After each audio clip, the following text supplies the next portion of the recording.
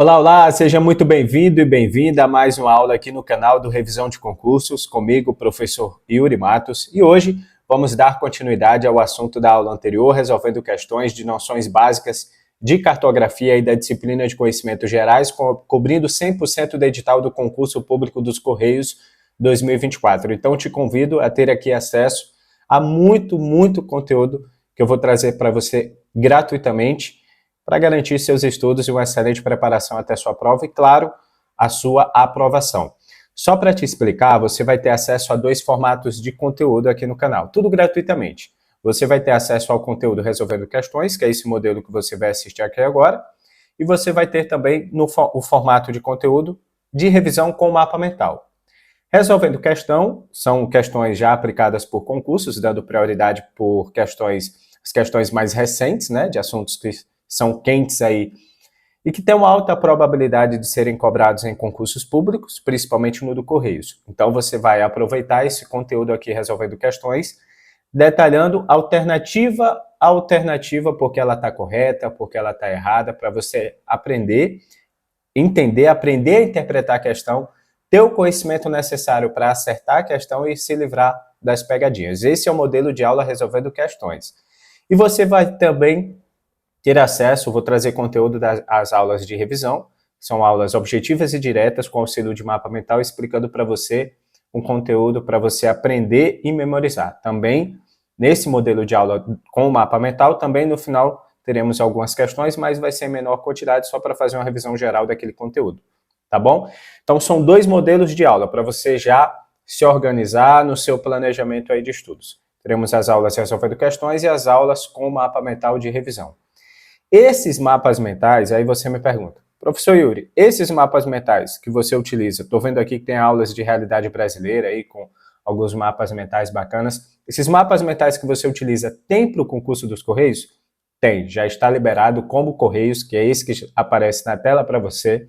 O link você acessa mais informações pela página aqui no QR Code ou no link na descrição do vídeo, perfeito? Nessa página você vai ter todas as informações do material, modelo dos mapas mentais, tudo você tem acesso lá, e nessa página, caso fique alguma dúvida, você consegue acessar por lá também a equipe de suporte técnico, tá bom? Então é isso. São 2 modelos de aula, essa Resolvendo Questões e a outra de revisão com mapa mental. O pacote do Combo Correios você já pode adquirir, as aulas são gratuitas, se você quiser ajudar o canal, você pode ajudar adquirindo os mapas mentais dos Correios, que claro vai estar se ajudando para garantir com que você consiga memorizar todo o conteúdo focado no que realmente importa para a sua aprovação. Se você não tiver um momento podendo adquirir os mapas mentais, você pode ajudar também deixando o like, se inscrevendo no canal e acompanhando todo o conteúdo aqui gratuitamente. Perfeito? Então vamos adiante no nosso conteúdo da aula de hoje. Então, já temos aqui a primeira questão da CESP e Sebrasp, aplicada em 2024, questão quentinha aqui para a gente aproveitar, vamos lá. Em um mapa na escala 1 para 250 mil, a distância de 125 quilômetros entre 2 cidades será dia. Então, questão que aborda cartografia e escalas, assunto de cartografia e escalas, e ele dá algumas opções. Observe que aqui a gente já consegue ver que as opções que ele dá, as alternativas, a unidade de medida das alternativas da resposta está em centímetros. Então, isso significa que ele quer que a distância entre as 2 cidades seja dada em centímetros. Perfeito? No mapa, tá? Então, ele dá a escala no mapa, do mapa, né? Ele deu a escala do mapa, os dados que ele dá na questão, a escala do mapa, e a distância real entre 2 cidades, que é de 125 quilômetros entre essas 2 cidades, tá? Então, qual vai ser a distância no mapa entre essas 2 cidades? Então, ele quer que seja dado essa informação em centímetros, porque todas as opções estão em centímetros. Então, vamos adiante. Então, eu fiz o cálculo rápido no quadro, já está pronto, eu fiz o cálculo aqui na minha lousa, coloquei aqui, e eu preciso que você acompanhe o raciocínio para você entender o passo a passo até a resposta final. Primeiro de tudo, a primeira imagem, veja que eu destaquei a fórmula da escala. Então, a escala é igual à distância do terreno sobre a distância no mapa, tá? Então, essa é a fórmula que a gente usa para resolver a questão, a gente usou para resolver a questão da aula anterior, muito parecida, e que vamos usar aqui também. Então, escala é igual distância do terreno, numerador, em cima, sobre a distância no mapa. Não tem erro. E aqui você vê que eu coloquei os dados que ele deu na questão. Ele deu a escala, que é 1 para 250 mil, e deu a distância real entre as duas cidades, que é de 125 quilômetros. Perfeito? Então, você já vê aqui que a escala ela não tem unidade, ela não tem a grandeza, é um número adimensional. Tá? Então, é 250 mil. Pronto. A distância tem a unidade, né? A unidade que está em quilômetros. Na questão, ele deu esses dados em quilômetro. Então, como a pergunta deu as opções de resposta em centímetro, você já vê de cara que em algum momento você vai ter que converter esse quilômetro para centímetro. Está acompanhando, né? Então, já vamos fazer isso agora. Observe aí no destacado da imagem, a conversão de unidades. Então, eu marquei 125 quilômetros e a gente sabe que 1 quilômetro equivale a 1.000 metros, certo? Então, quilômetros para metros, o que vai acontecer? Eu vou adicionar 1.000, 3 zeros. Então, ao invés de 125, eu vou passar a ter 125 mil. 125 mil metros. Só que não para por aí. Metros ainda não é suficiente. As respostas estão lá em centímetro. Então, tenho que levar metro para centímetro. Então, 125 mil para centímetro, eu vou adicionar 2 zeros. Porque eu sei que a cada metro eu tenho o quê? Quantos centímetros? 100 centímetros. Então, 125 mil metros equivale a 12.500.000 centímetros. Perfeito? É isso. Então, está feito a conversão da unidade. Agora, vamos voltar lá para a nossa fórmula. Então, eu faço a substituição dos valores que a questão deu. Acompanha comigo, tá? Muita atenção aqui, que é o passo a passo para você saber até a resposta. Então, vamos substituir os valores que ele dá na questão. A escala ele deu 250 mil. Perfeito, coloquei aqui. Igual, distância no terreno, a distância real, ele deu também essa informação, que é 12.500.000 centímetros, que foi o que a gente acabou de converter. Ele deu 125 quilômetros e a gente converteu para centímetros. Sobre a distância no mapa, a gente não tem essa informação, que é justamente o que a questão precisa, o que a questão pergunta. Então, o que eu tenho que fazer aqui? Aqui eu tenho uma equação de primeiro grau. Eu tenho uma variável, que é a distância no mapa, que é x. Eu não tenho essa informação e eu preciso dela. Então, nesse caso, eu vou substituir. Observe que eu coloquei a seta, então eu vou descer o 250 mil para onde está a distância no mapa e vou levar a distância no mapa para o outro lado, porque eu deixo ele isolado, né? E consigo fazer uma divisão dos outros valores que ficam no segundo membro da equação. Isso está correto, é uma operação normal, comum, de equação do primeiro grau de matemática, você bem sabe. Então, a distância no mapa é igual ao valor em unidade, o valor da unidade em centímetro, né, sobre a escala, que é 250 mil. Eu anulo a mesma quantidade de zeros de cima para baixo, que são 4, é uma divisão, então corto 4 zeros de cima e baixo e faço a divisão agora de 1.250 para 25. Coloquei aí a ilustração do cálculo da divisão para você acompanhar como foi feito e tem-se o resultado, que é 50 centímetros, porque a unidade se mantém, porque aqui embaixo não tem unidade, então continuo com a unidade de centímetros. Então a distância no mapa é de 50 centímetros, que equivale à distância real entre as cidades de 125 quilômetros, que foi o que a questão pediu, a questão perguntou. Perfeito? Então a alternativa correta é a letra E, que é a distância, que é onde diz que a distância de 125 quilômetros entre duas cidades está representada no mapa com essa escala que foi dada na questão, em 50, a distância em 50 centímetros no mapa. Perfeito? Então encerramos aqui a nossa primeira questão, vamos à segunda questão, aplicada em 2022, da Fundatec. Assinale a alternativa que não corresponde a um estado brasileiro em que Pernambuco faz divisa. Questão aí de cartografia também, você precisa entender um pouco de mapas, né, principalmente o mapa do Brasil e também um pouco de integração regional, perfeito? Então, a pergunta, ela quer saber qual desses outros estados não corresponde a um estado que faz divisa com Pernambuco. Então, aqui, a gente já vê de cara que a resposta correta é a letra D, que é o estado de Minas Gerais. Pernambuco não faz divisa com Minas Gerais. Minas está mais ali ao sul, depois da Bahia, e não compartilha a fronteira com Pernambuco, né? Eu trouxe aqui um mapa do Brasil, coloquei aí para você dar uma olhada com a região Nordeste destacado em vermelho, para você ver que ali Pernambuco está bem distante da fronteira com Minas Gerais, tá? Então, tem todo esse eixo litorâneo aí do Nordeste até chegar em Minas Gerais. Então, a resposta correta é Minas Gerais. Minas Gerais é o que não faz divisa com Pernambuco. Ele faz divisa com Alagoas, com Bahia, faz divisa com Ceará, mas não faz divisa com Minas Gerais, ok?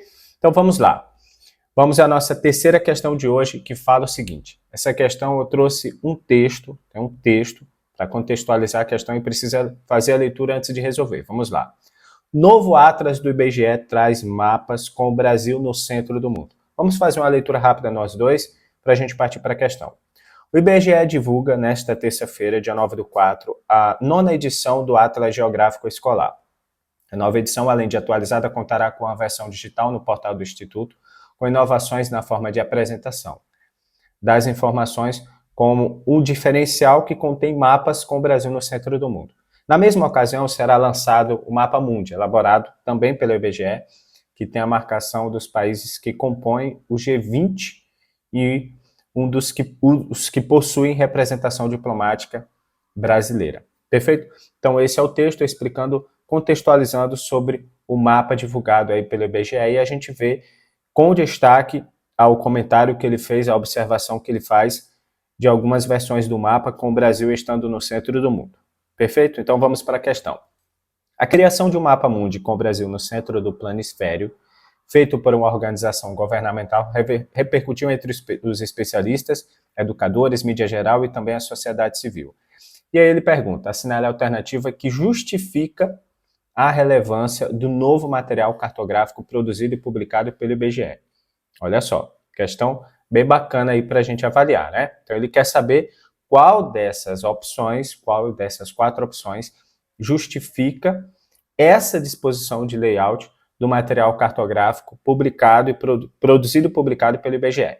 Então eu vou dar um tempinho de praxe para você poder resolver, são 5 segundos, você coloca em pausa, depois tira da pausa, volta o play para a gente resolver juntos alternativa a alternativa. Perfeito? Então vamos lá. Gabarito da questão, resposta correta, letra D. A representação mantém fidelidade aos elementos fundamentais de um mapa. Coopera com a valorização no nosso país, quebrando uma visão cartográfica eurocentrista e reforça o posicionamento de emergente participante dos eventos e opinante da geopolítica internacional. Essa é a resposta correta. Vou comentar agora com você. A escolha de centralizar o Brasil no Mapa Mundi quebra totalmente o paradigma tradicional de colocar a Europa no centro, como sempre foi retratado à disposição no layout dos mapas mundis. E essa disposição nova, essa disposição tradicional, acaba tendo raízes históricas no eurocentrismo, que é tentar sempre focar na Europa como centro do mundo. Quando é adotada essa visão, essa nova visão, essa visão inovadora do IBGE, o mapa acaba promovendo muito mais a valorização do Brasil no cenário internacional, sem comprometer a fidelidade cartográfica. Essa é a resposta correta, mas eu te convido para a gente entender o porquê que as outras alternativas estão erradas. Alternativa A fala, o mapa criado pelo IBGE é um mapa para ser utilizado exclusivamente nas escolas. Questão errada, alternativa errada. Porque embora o material possa ser, sim, de fato, utilizado em escolas, mas o objetivo do novo mapa é muito mais amplo, com repercussões mais relacionadas a políticas e repercussões simbólicas, não sendo limitado apenas ao uso educacional. Então fique muito atento, você poderia dizer, realmente isso aí é mais uma ilustração feita para uma questão didática, para só usar na escola. Não, tem mais coisa envolvida, está mais relacionado com a função das repercussões políticas e simbólicas. Perfeito? A alternativa B fala o seguinte, o mapa mundi com o Brasil no centro é inadequado, uma vez que deturpa as áreas dos continentes e muda os padrões cartográficos internacionais. Veja bem, também está errado, porque a centralidade de um país no mapa, isso aqui é muito importante você entender, a centralidade de um país no mapa é uma questão de projeção e ponto de vista, e não significa distorção da realidade. Você não pode dizer que simplesmente por esse mapa mundi específico ter o Brasil como centro do mundo, está errado apenas com base nessa disposição? Você não pode afirmar isso, certo? Claro, caso o mapa cumpra com todos os requisitos de medidas cartográficas para todos os continentes, para todo mundo. Perfeito? Então, a centralidade de um país no mapa é uma questão de ponto de vista. Várias projeções, como a de Mercator, por exemplo, e a de Peters, apresentam diferentes enfoques sem deturpar a realidade. Claro, não pode mudar a realidade, certo? Sendo um mapa condizente com a realidade, sendo fiel à realidade, o fato simplesmente de um país ou outro estar centralizado no mapa, essa posição centralizadora não quer dizer que está errado, ok? A alternativa C fala o seguinte: com essa produção cartográfica, o país pode ser julgado como intransigente nas relações diplomáticas internacionais, uma vez que deturpa a realidade dos fatos, né? Então, também está errado, porque o mapa com o Brasil no centro não interfere em questões diplomáticas ou internacionais, nem muito menos deturpa a realidade. Ele reflete apenas uma mudança de perspectiva cartográfica, dando maior destaque ao país, como a gente mencionou anteriormente, saindo dessa visão eurocentrista, né, do eurocentrismo, ok? Então, para fechar, a alternativa correta da questão é a letra D, e o novo mapa mundi com o Brasil no centro reforça a valorização do país e desafia a tradicional visão eurocentrista da cartografia, mantendo os elementos fundamentais claros de um mapa e destacando o Brasil no cenário geopolítico global. Próxima questão, indo direto ao ponto. Questão aí que pede para você avaliar as duas afirmações, a afirmação 1 e 2, e você dizer qual delas está correto. Primeiro diz o seguinte: o conceito de meridiano remete a um semicírculo máximo que contém os dois polos de um planeta. Vamos fazer o seguinte, eu vou deixar você fazer a leitura das duas afirmações, senão vai ficar muito redundante, porque depois eu vou ter que comentar. Então a gente vai acabar se estendendo demais. Então chegou o momento da pausa, você coloca em pausa, faz a leitura, resolve, depois a gente volta para resolver juntos. Perfeito? Vamos lá resolver então. Primeira afirmação. Essa afirmação é verdadeira, está correto. Quando ele diz que o conceito de meridiano remete a um semicírculo máximo que contém os dois polos de um planeta, assim os meridianos são linhas imaginárias que cortam o planeta Terra verticalmente no sentido de norte a sul. Perfeito. Esse é o conceito de meridiano, afirmação verdadeira. E eu complemento aqui dizendo que os meridianos são realmente essas linhas imaginárias que ele coloca na afirmação, tá? Quando ele usa esse termo imaginárias, pode te levar a alguma pegadinha, mas se trata disso mesmo. Eles conectam, essas linhas imaginárias conectam os polos norte e o polo sul, formando semicírculos e sendo, claro, utilizados, os meridianos são utilizados para poder medir a longitude, tá bom? Então, essa afirmação é muito importante para você. 2. Ele disse que essa afirmação, a afirmação 2, está errado. Então, a gente já sabe que está errado. Quando ele fala todo o território do Brasil está inserido na faixa subtropical do globo, o que confere uma distribuição mais temporal das chuvas, marcadas pela sazonalidade, bem como por regimes pluviométricos uniformes em todo o território. Olha, o Brasil possui grande parte do seu território na faixa tropical e não na faixa subtropical, tá? E só uma pequena parte, mais ali ao sul do Brasil, está sim ali na faixa subtropical. Perfeito? Então, a maioria do território brasileiro está localizado na faixa tropical. Vamos adiante. Além disso, a distribuição das chuvas no Brasil não tem nada de uniforme, como diz a questão, como diz a afirmação, tá? Há uma variação significativa entre as diferentes regiões do país. O Nordeste, por exemplo, sofre com períodos de seca, longos períodos de seca, enquanto a Amazônia tem muito mais chuva ao longo do ano, chuva abundante durante boa parte do ano. E a região do Sudeste ali tem um pouco mais de uniformidade, uma demarcação maior dos períodos que chove, dos períodos que mais chove e dos períodos que vivem o maior período de seca. Então, o Brasil, muito por conta da sua grande extensão territorial, da sua extensão continental, ele acaba tendo, né, essa, essa complexidade, essa variedade de períodos, né, de períodos de chuva. Então, não existe um padrão. Enquanto que no Nordeste existe períodos de seca, períodos de estiagem, na Amazônia lá tem muito mais períodos de chuva, e na região Sudeste aí sim existe uma maior uniformidade, mas não é totalmente padronizado, perfeito? Então a afirmação erra em todos os pontos.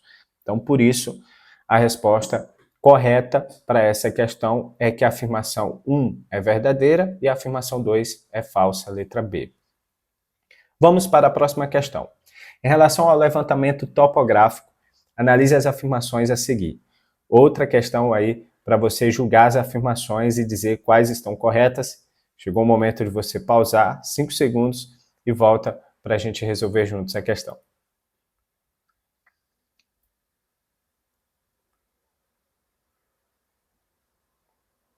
Bom, então vamos lá. A afirmação 1 e 2 estão corretas. Quando ele diz é limitado a áreas pequenas, lembrando que a gente está falando de quê?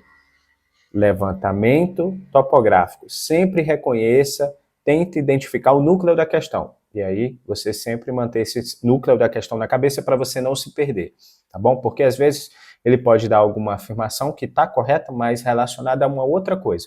Aí você esquece do núcleo da questão e acaba errando. Então, não, isso aqui está certo sim. Mas está certo relacionado a um outro contexto, não relacionado ao que a questão está te pedindo.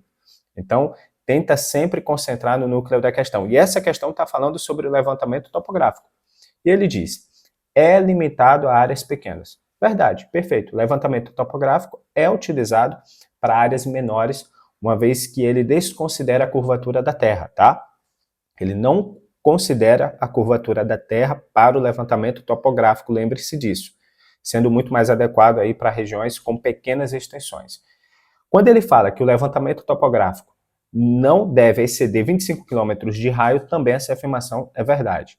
O levantamento topográfico nunca deve exceder essa distância, porque a precisão vai diminuindo. A precisão ela diminui à medida que aumenta a área, principalmente porque ele não leva em conta a curvatura da Terra. Então, pelo fato da primeira afirmação, né, que eu comentei para você, que ele desconsidera a curvatura da Terra, é justamente por isso que valida essa segunda afirmação, que ele não deve exceder os 25 km de raio, porque aí ele já vai ter um nível de precisão muito baixo. Já as afirmações 3 e 4, elas estão erradas. Quando ele fala que o levantamento topográfico é suficientemente preciso para determinar fronteiras nacionais e estaduais, está errado, totalmente. Porque para definir fronteiras nacionais e estaduais, geralmente se utiliza o levantamento geodésico.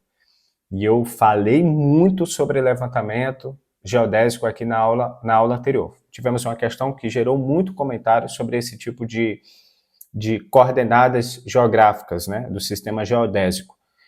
E esse sistema, ele, revisando rápido, ele considera, aí sim esse sistema considera a curvatura da Terra, e aí, é claro, nesse caso é usado para grandes áreas, diferentemente, totalmente do levantamento topográfico. E a 4 também está errada porque ele diz que o levantamento topográfico considera a curvatura da Terra, e você já sabe que não. Levantamento topográfico, ao contrário do geodésico, não leva em consideração a curvatura da Terra, sendo limitado a pequenas áreas e utilizado para medições locais. Perfeito? Vamos à próxima questão, mais uma, cobrando aí o assunto de escalas, vai exigir que a gente faça um cálculo rápido aqui, muito simples, tá? Parecido com o que a gente fez na aula anterior e no começo dessa aula. Então, eu preciso que você acompanhe comigo o raciocínio passo a passo, para você entender como eu cheguei até o resultado final do cálculo dessa escala. Primeiro, vamos entender o que a questão pergunta. Aqui ele fala o seguinte, em um mapa detalhado do Brasil, a escala é definida como 1 para 30 milhões. Então, contei os zeros aí, 30 milhões. Observando o mapa, a distância em linha reta entre a cidade M e a cidade N foi registrada como 15 centímetros. Então, existe um mapa, a escala é essa que ele dá na questão, e ele diz que a distância em linha reta de uma cidade a outra é de 15 centímetros no mapa. Considerando a escala do mapa, qual é a distância real entre as duas cidades expressa em quilômetros? Então, veja bem, primeira coisa a gente já viu aqui que ele deu os dados da escala e ele deu os dados da distância no mapa, tá? E ele pede a distância real entre as duas cidades, considerando essa escala. Plenamente possível, facilmente a gente chega nessa resposta. E você sabe disso.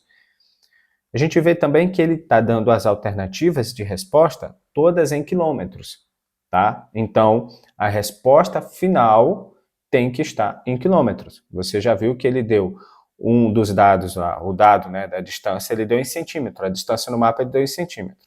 Mas vamos para o cálculo, vamos lá. Acompanha o passo a passo. Primeiro a fórmula, a mesma que a gente já vem utilizando na questão anterior. Escala é igual à distância do terreno sobre a distância no mapa. Ok? Os dados que ele está dando aqui são os dados da escala e a distância no mapa. A escala é de 30 milhões, né, 1 para 30 milhões, e a distância no mapa é 15 centímetros. Então, eu coloquei aqui a observação que as alternativas estão em quilômetros, tá, para você lembrar. Senão você chega lá no resultado em centímetro, tá errado, cheguei no número aqui totalmente diferente, não tem nem lá nas opções. Então, muito importante lembrar que lá está diferente. Então, vamos ao cálculo. Substituindo os valores da fórmula, os valores que eu tenho na fórmula, fica o seguinte, a escala, que é 30 milhões, coloquei aqui, é igual à distância no terreno, que é a distância real, que eu não tenho essa informação, é o que eu preciso, sobre os 15 centímetros, que é a distância no mapa. A mesma coisa que nós fizemos na questão anterior, essa multiplicação cruzada, a gente vai fazer aqui também. A gente vai isolar a distância no terreno e vai multiplicar os 15 centímetros pela escala, a distância no mapa pela escala. Isso aqui é a fórmula padrão, equação do primeiro grau, tá bom? Então vamos lá.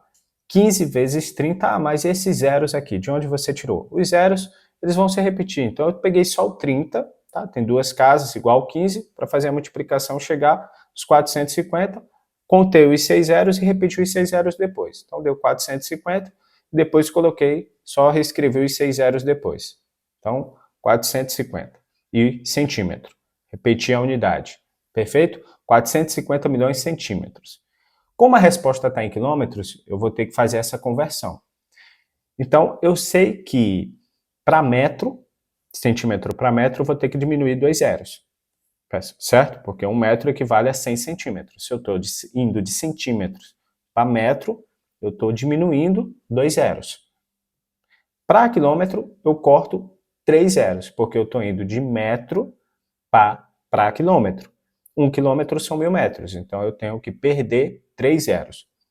E aí, nesse caso, eu tenho uma resposta final que é 4.500 quilômetros. Eu vou colocar aqui agora para você dar uma conferida aí no mapa mental sobre unidades, tá? Existem 3 mapas mentais de unidades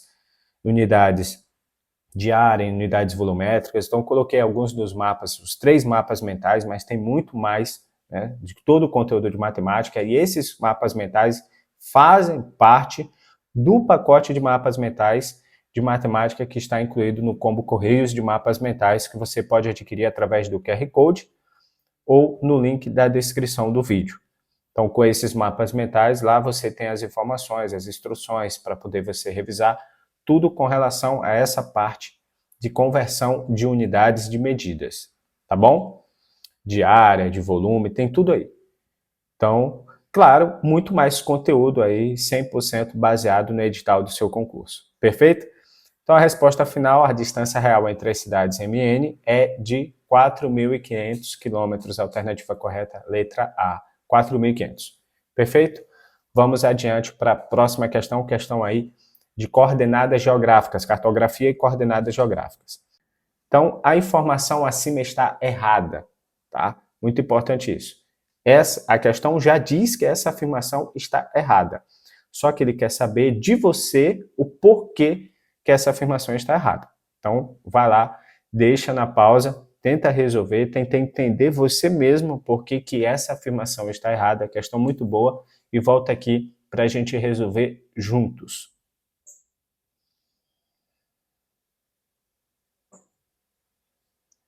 Perfeito. A frase está errada porque a latitude é medida a partir da linha do Equador, enquanto a longitude é medida a partir do meridiano de Greenwich. Perfeito? Então, ele trocou a questão da medida da latitude e da longitude.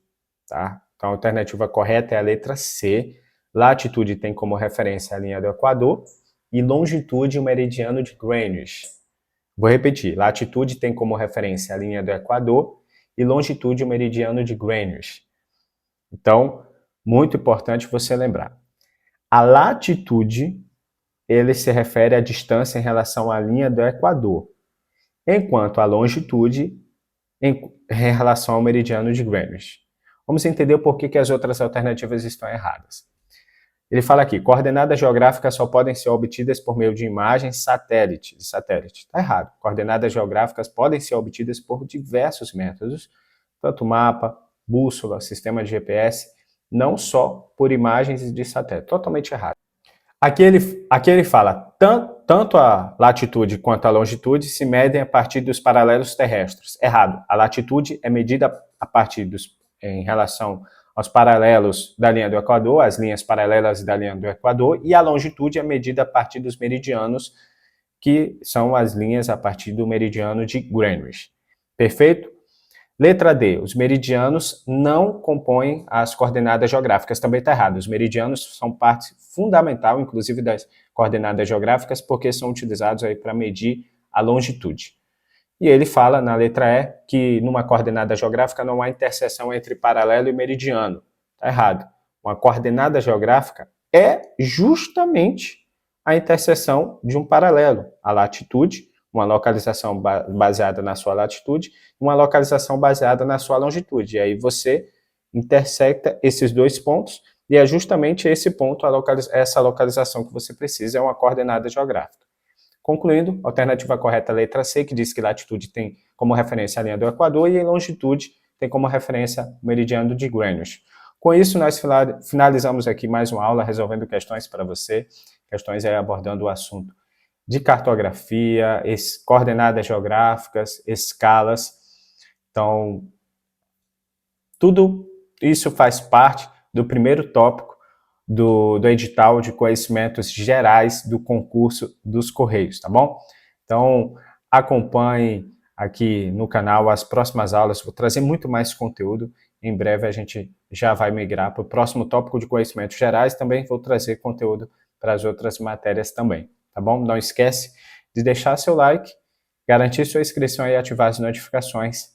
E comenta aqui no vídeo. Aula todo dia até a prova. Te espero na próxima aula.